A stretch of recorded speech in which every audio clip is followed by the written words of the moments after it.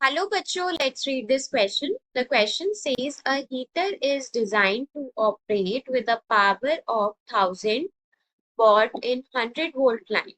It is connected in combination with a resistance of 10 ohm and a resistance R to a 100 volt mains as shown in the figure. What will be the value of R so that the heater operates with a power of 62.5 watt? सो यहाँ पर हमारे पास जो की concept use होगा वो है हमारे पास पावर डिसिपेशन।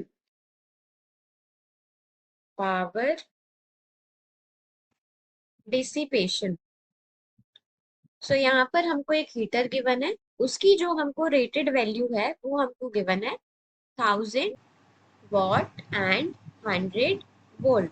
सो यहाँ पर हमारे पास जो उस हीटर की रेजिस्टेंस होगी वो क्या होगी, V square by R is equals to rated power. तो आर की वैल्यू हो जाएगी हमारे पास V square by P. V की वैल्यू क्या गिवन है हमको, V की वैल्यू गिवन है 100। So 100 square upon power is 1000। So ये हो जाएगा हमारे पास 10 ohm. Also power is equals to I square into R. Question में हमको गिवन है कि 62.5 वॉट पावर डिसिपेट होनी चाहिए। So 62.5 should be equals to I square into R. So I की वैल्यू हमारे पास हो जाएगी 6.25 अंडर रूट। सो आई की value will be 2.5 ampere.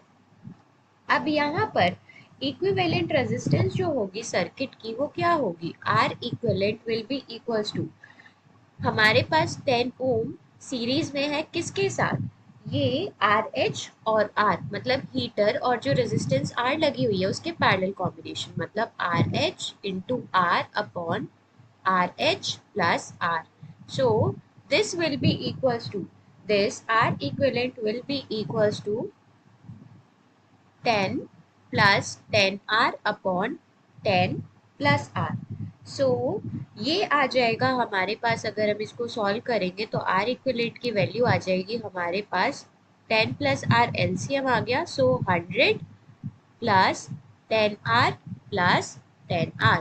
So this will be equals to 20R plus 100 divided by 10 plus R.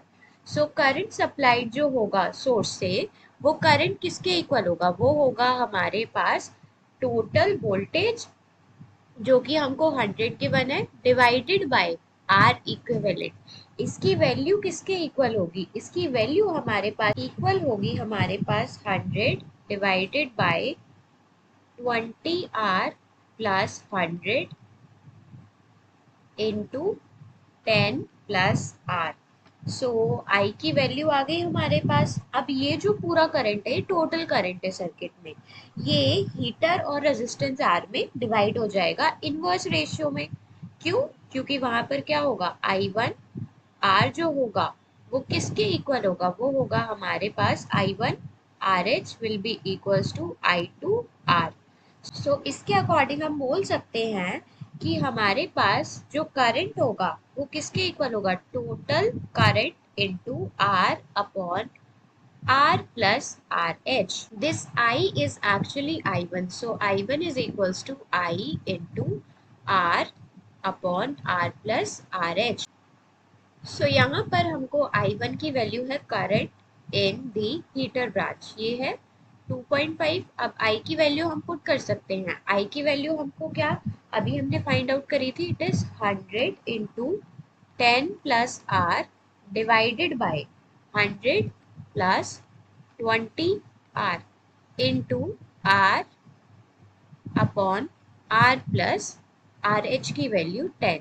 सो यहाँ से R plus 10 से R plus 10 cancel हो गया, so 2.5 will be equals to 100R divided by 100 plus 20R। So अगर हम इसको solve करेंगे तो ये आ जाएगा हमारे पास 250 plus 50R that will be equals to 100R। So 50R will be equals to, so 50R will be equals to 250। so R की वैल्यू आ जाएगी हमारे पास, R will be equals to 250 by 50। so ये आ जाएगा हमारे पास 5 ओम। सो यहाँ पर जो हमारे पास रेजिस्टेंस होगी वो होगी हमारे पास 5 ohm. So here C option C is the correct answer. Hope you understood it well. Best of luck.